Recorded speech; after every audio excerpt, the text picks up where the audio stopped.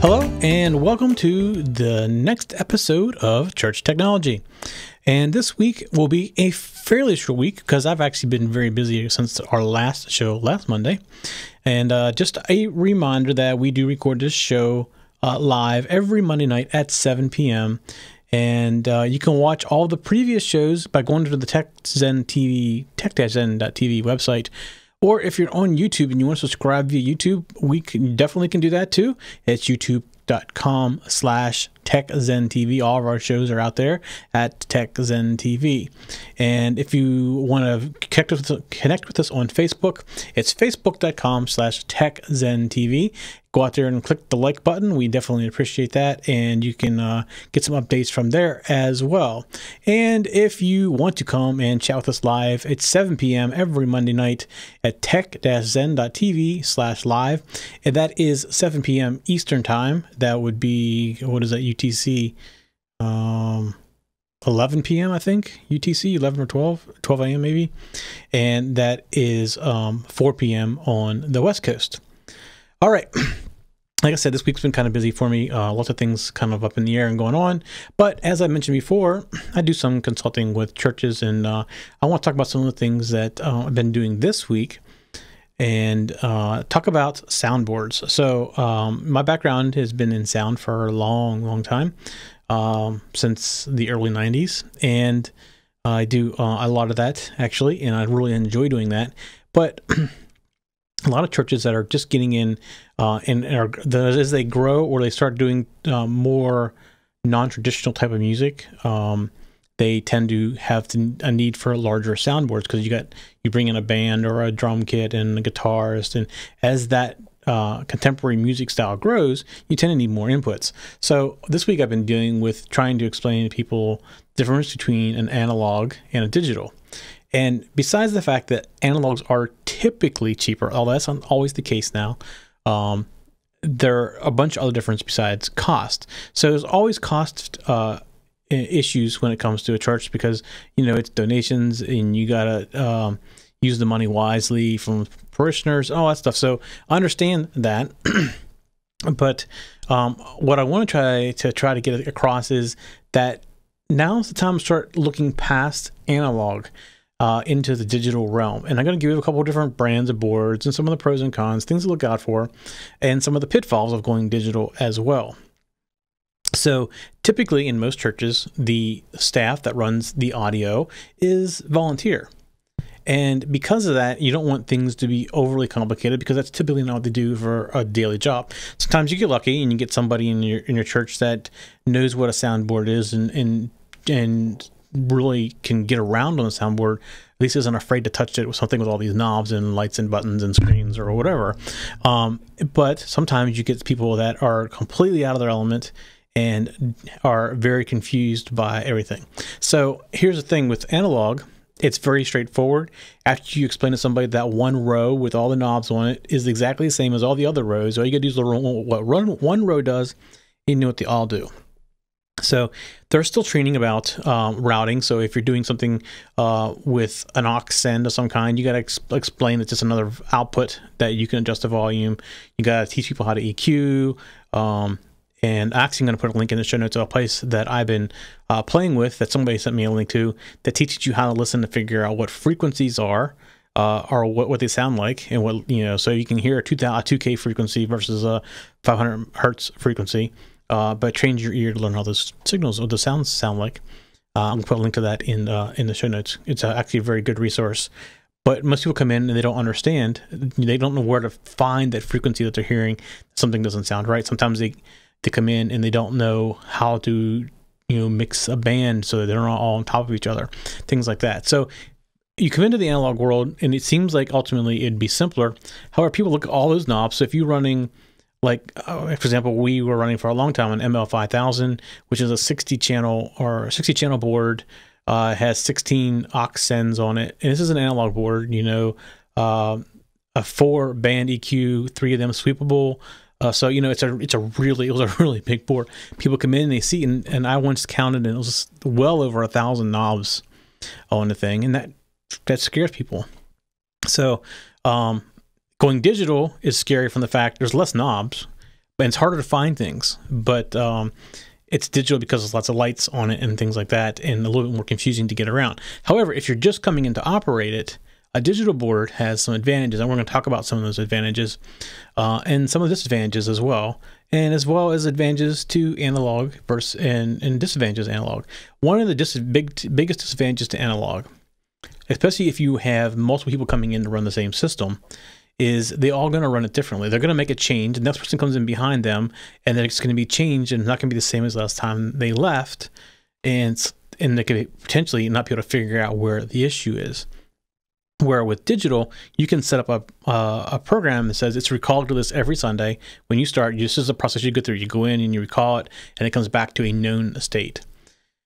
So that also allows somebody to come in and set it up properly, that knows what they're doing, and then people that are less familiar with what they're doing, but can operate it fine, can come in and still run the service, but don't have to worry about doing the EQs because somebody ahead of them did the EQs for them. And that's typically the biggest thing, is the EQing. People have a hard time hearing or don't understand what they're hearing and how to fix it. That's where I tend to see the most of the problems. So analog, it's fixed. If somebody makes a change to a knob, it stays that way.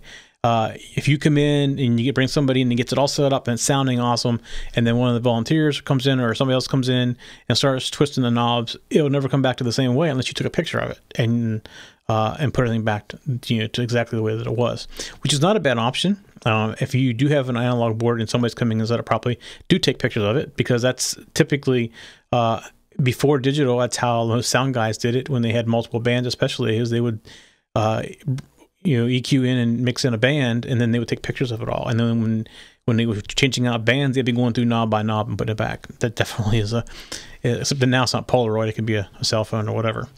But still not a bad option if you are limited to that. So it used to be the digital boards were way expensive, but now there's a lot of, I don't want to call them low-end boards, because these boards, although they're not that expensive, are definitely not low-end.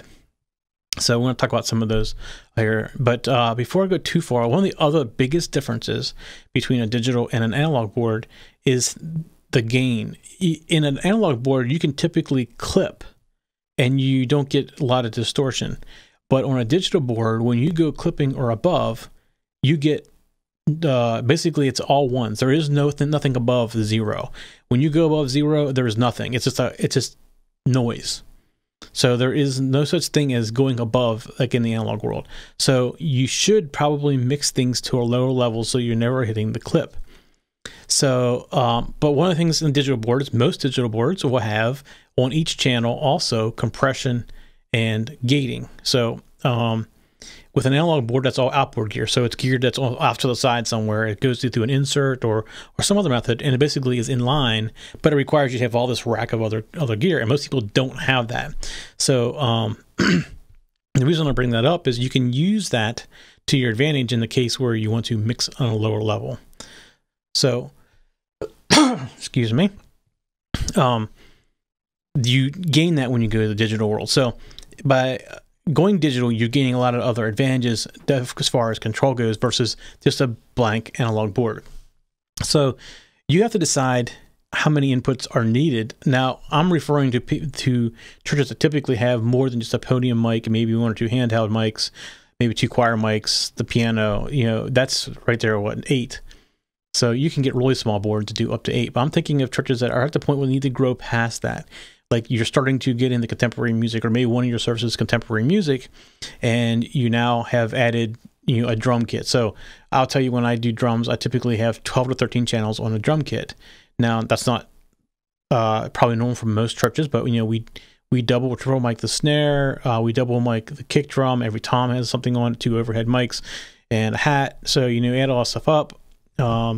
If you got a kit with 4 or 5 drums on the rack, you've gone up to 11, 12, 13 mic inputs. Sometimes just one or two overheads is enough, especially for a smaller church, to do that. So you got to figure out where you want to go with that. Our guitars are always mic'd in stereo, and keyboards are all in stereo. So you start adding up all those channels, it adds up really, really quick. We typically run 64 channels or so a week. Not typical church, as I know, But if you're starting to get to the point where you're growing, you need to figure out where you're growing to, and what's in the budget as far as what size board. So I'm going to tell you that probably one of the better boards that I've seen for this, and it's a fairly recent release, and don't cringe when I say the name, it's Behringer. It's our X32 line. Behringer bought, or is, I don't know if they bought, or maybe it was the other way around. I'm pretty sure Behringer bought, though, Midas. And if you are familiar with large soundboards, Midas is like the console to use for most big touring bands, because they're really well known, and their head amps, the preamp, like where the gain is very warm, and they sound really good, and they're well known for their sound. This board is 32 inputs of Midas head amps. So it's a very nice board. It's actually rather inexpensive. It's probably in the $2,300–2,400 range to pick one up.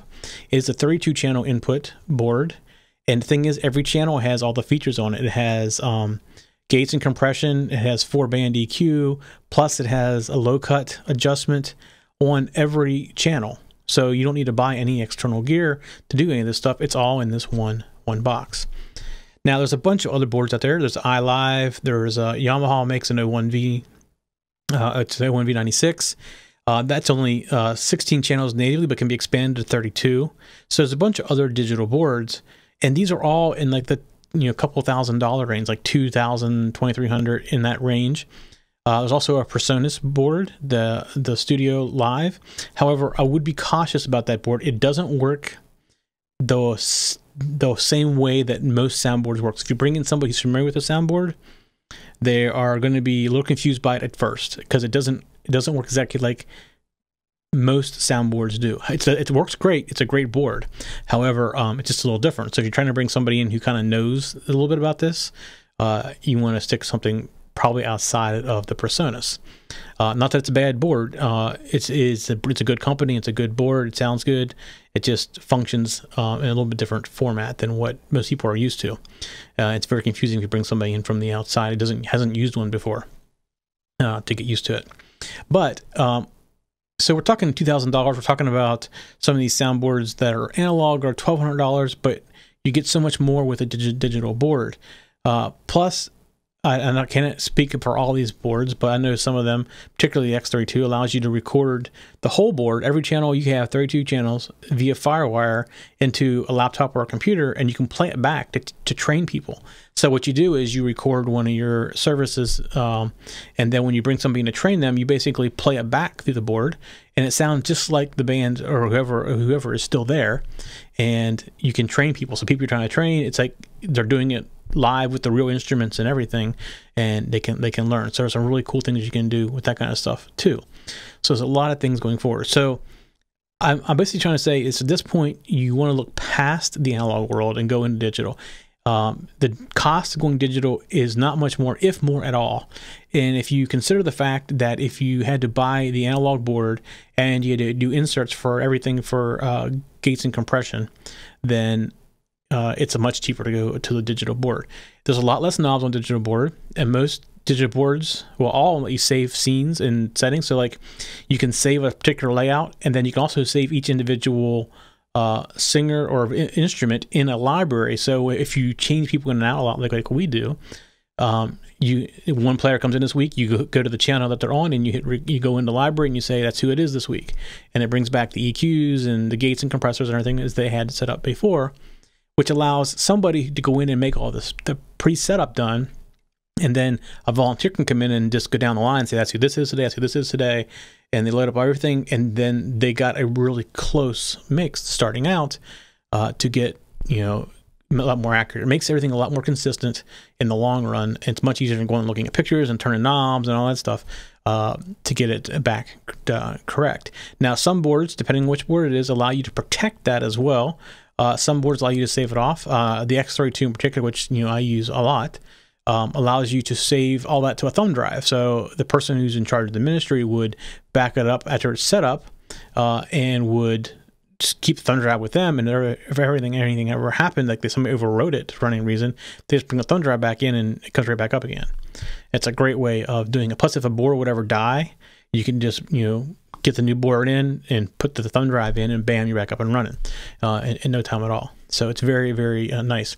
Some of these boards also have remote snakes. So if you're in an older church and it's hard to run all these wires back to where this thing is, if you could just run one Cat5 from the soundboard to the stage, you put a box called a stage box up on the stage, everything plugs into it, and that one Cat5 can be your remote snake. And the remote snake's an example on an X32. You can do, I think it's each box or each channel, there's 2 of them, 2 digital snakes, and it's 32 back and 64 down. So 64 inputs and 32 outputs can go down that one Cat5. So using both of those channels, you can double that with 64 and 128, which is much more than most churches would ever need. But that also makes the wiring very, very easy. No big snake to run through. Simple Cat5 will do the trick for you. So it's another thing to consider going digital as well. So I'm not going to try to sell you on digital, but I'm just thinking now's the time. With the technology that's coming out, it's just easier to go to digital at this point. You get a lot more bang for your buck.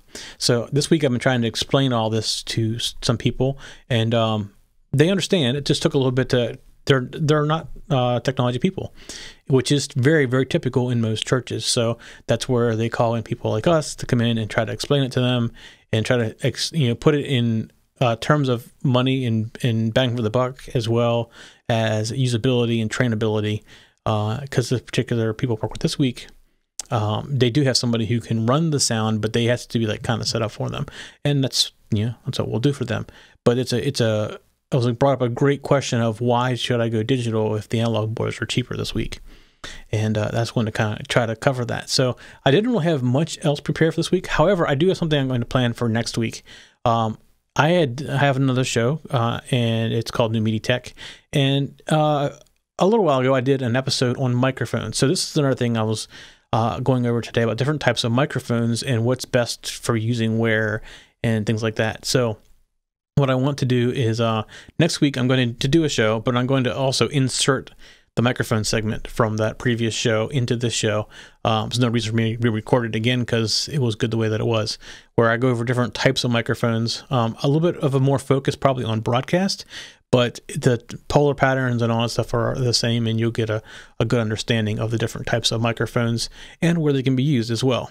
So that's what we're going to plan on doing for next week. And I have to go edit that off so I can play it for next week, but that should be good to go for that.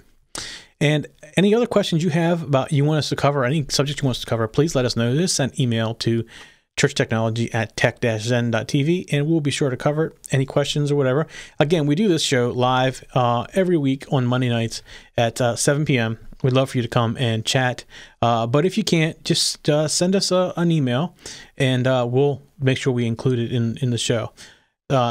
Your input is probably the best way to guide us where we should be going with answering people's questions. We have a lot of stuff we can cover. We covered streaming last week. We can cover all kinds of IT or the software used to run a church. Actually, I can cover that in pretty great detail, as well as the networking and the IT infrastructure. And we also want to talk about some video switching, which kind of combines a couple of other shows together, but we have a pretty broad knowledge base when it comes to that kind of stuff. Again, if you're on Facebook, we'd love for you to follow us at facebook.com/TechZenTV. And we post up new videos when they come out up there as well. And if you want to get more involved in an actual talking community between other people, if you go to tech-zen.tv and click on the community, it's actually a Google Plus group. But Google Plus groups are much nicer than what the Facebook groups are. So we created it over there. It allows us to do a lot more structure and monitoring and things like that as well. And again, if you are on YouTube, we'd love for you to go to youtube.com/TechZenTV and hit the subscribe button there.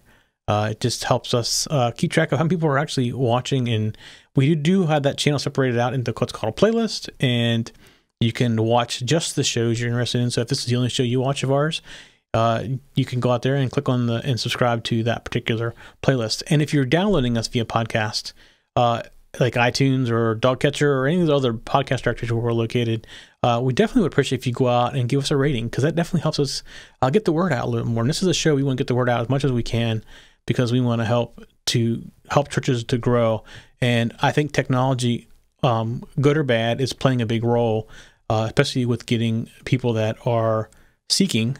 Most young people that are seeking are in the technology, and if you can reach them through social media or through kind of video presentation or audio or whatever it is, we want to help you be able to build that function of your church up, because that makes you more relevant to them and helps you find the ones who are actually doing the seeking. All right, that's it for church technology this week. We'll see you next Monday at 7 p.m. For show notes for this show, contacts, and more, go to the techzen.tv website, where you can get show notes for all of our shows. We love to hear from our viewers and listeners. We have an email, a Twitter, and a phone number where you can contact us for each show. For details, visit the techzen.tv website and get the show details. You can also make a video and upload it somewhere like YouTube or Vimeo, and then just send us a link. You never know, you may see your video in a future show. You can get all of our shows delivered automatically to your favorite device by going to your favorite podcast website like iTunes and subscribing. Each of our shows also has a YouTube channel you can subscribe to get regular updates. Our shows are also available on most internet radio networks like Stitcher and TuneIn Radio. You can also watch and listen to our shows on Xbox, TiVo, and Roku. You can even find us on your Zune.